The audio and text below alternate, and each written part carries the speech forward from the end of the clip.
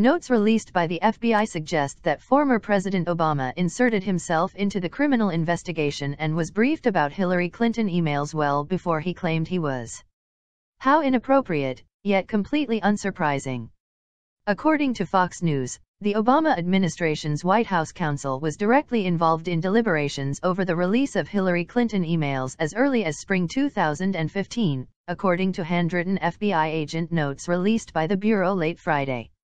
He notes read, Pat Kennedy, early May 15, calls interagency MTG, meeting scheduled release by Jan 16, asking quick turnarounds, White House counsel, CIA, etc., OSD, DNI, NSC, and redacted of course. Obama claimed that he learned about Clinton's private email the same time everybody else learned about it, through news reports.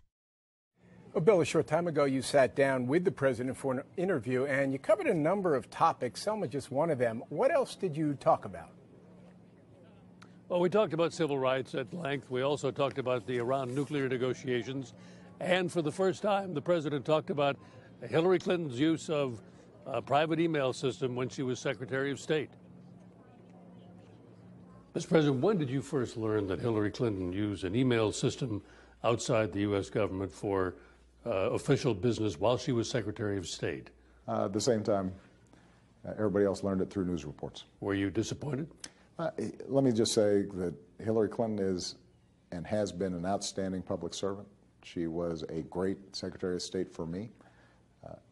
The policy of my administration is to encourage transparency, and that's why my emails, the BlackBerry that I carry around, all those records are available and archived, and I'm glad that Hillary is instructed that those emails that had to do with official business need to be disclosed. Well, you say that you have the most transparent administration ever. You said it again just a couple of weeks ago. It's true. How does this square with that? Well, I think that the fact that she's going to be putting them forward will allow us to make sure that people have the information they need. And we're going to hear a little more from you, Bill, a little later in the broadcast. Bill Plant with the president in Selma, thank you. And you can see more of Bill's interview with President Obama in Selma tomorrow on both Sunday Morning and Face the Nation. However, an email sent from Clinton aide Cheryl Mills, and published by none other than WikiLeaks, shows she told Clinton campaign chairman John Podesta otherwise, we need to clean this up. He has emails from her, they do not say state government. These notes suggest that, at minimum, he was trying to get involved so that he could see what was to be released. However, one can't help but wonder if he was also attempting to control what was released. The new notes also confirmed that Patrick Kennedy tried to get the classification of the emails changed, but of course, when it was first reported, Kennedy denied it. The newly released notes, from an interview with a State Department employee, also show how the department's number 3 at the time, Patrick Kennedy, tried to convince an FBI agent to change the classification of the Clinton emails, arguing they did not contain sensitive information. This was first reported by Fox News in September 2015, and later described in an FBI summary released last year as a quid pro quo. Last but not least, the notes also reveal that 2 boxes of emails were supposed to be turned over by Hillary Clinton's lawyers to the FBI, but, you guessed it, they weren't. Oh, and they still haven't been accounted for, either. All right, here to discuss those questions brought up by Kevin and more, Beverly Hallberg with the Heritage Foundation and former Missouri Congressman Don Calloway. Great to have you both. Thanks, Thanks, Ann. Happy New Year. Okay, I want to start with Linda Bloom, who is one of the attorneys here that we're talking about. And, excuse me, Lisa, this is what she has to say in the New York Times. She said, it doesn't cost anything to publicly air allegations. Security and relocation are expensive and were sorely needed in a case of this magnitude in a country filled with so much anger, hate, and violence. Beverly, she has said this is about protecting these women if they decided to come forward and not paying them to manufacture something. I think in many ways it's damaging to them. If these claims are true, if they're proven true, of course they're extremely concerning. But when you have someone saying, I'll pay you, she even reached out to tabloids saying we can even do some type of interview with them if you want. She was going to get a payout herself to do this. I actually think there is then reason, as you were just reporting, to say, hey, you're getting paid for this. Are these actual allegations something that should be pushed against him? And I would say as well, when you take a look at the allegations against President Trump, I think it also begs the question, why are they having to work so hard to find women who want to speak out? There are some that have, but having to pay women, I actually think it hurts their case when they're saying he did something. Well, and that's the thing, is that even if these are legitimate claims, if any of these women, when you have the money, as Kevin said, when money factors in and people have other questions, this is from a very prominent attorney, Douglas Wigdor, who's also in this New York Times piece. He says this: if you're getting money from someone who has an axe to grind against the person you're accusing of unlawful activity, that most certainly opens the door to a line of questioning that very well could undermine the veracity of your client's story, Don.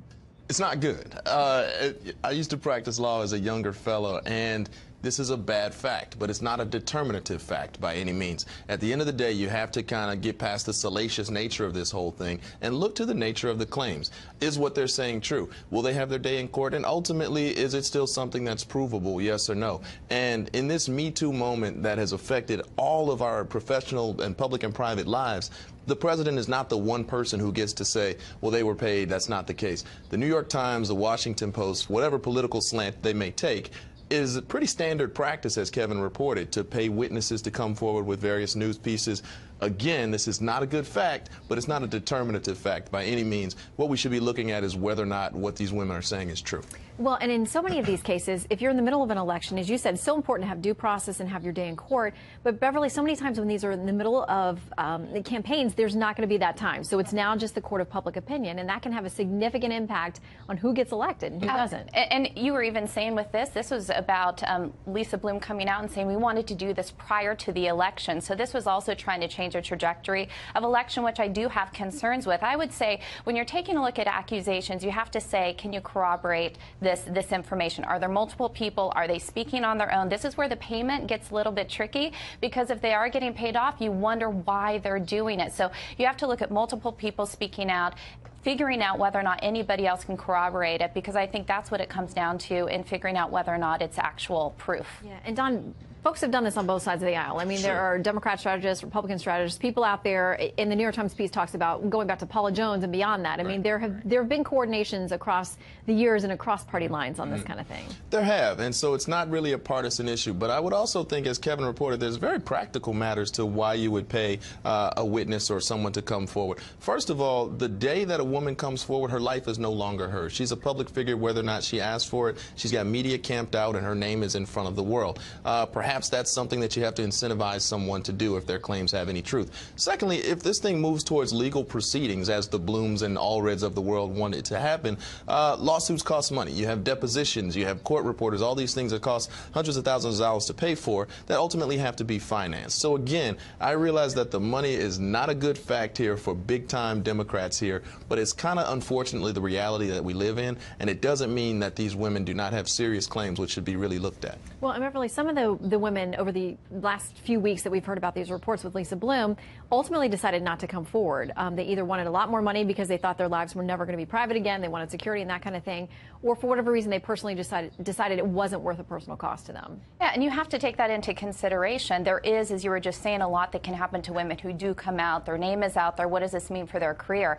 But I even want to take a look at Lisa Bloom and look at some of her past trajectory in these cases. She did defend Harry Weinstein. There are some concerns about, okay, if you are an attorney who wants to stand up for women's rights, why did you defend Harry Weinstein, and why are you now saying we want to go against Trump? It looks political, and I think maybe that's why some of the women decided we don't want her to defend us in this. I think even she has kind of backtracked on that, saying maybe that wasn't the best decision, because, you know, it doesn't, you as an attorney, you know, we know that you're not always, you know, in simpatico with your client, but listen, there's no doubt it's political. And let's just put out there that Harvey Weinstein is a terrible guy, right? And I think that's one thing that everybody can agree on in the new year. It's extremely political. That is absolutely the case. But that's kind of the nature of the game that we've all chosen to play. And so you can't deny that it's political, but again, we also can't deny that these women might not have very serious claims that should be considered. True. I mean, both of those things can be true at the same time. Don and Beverly, great to see you both. Thank you, Shannon. Happy New Year. Happy New Year. We're not even going to ask about resolution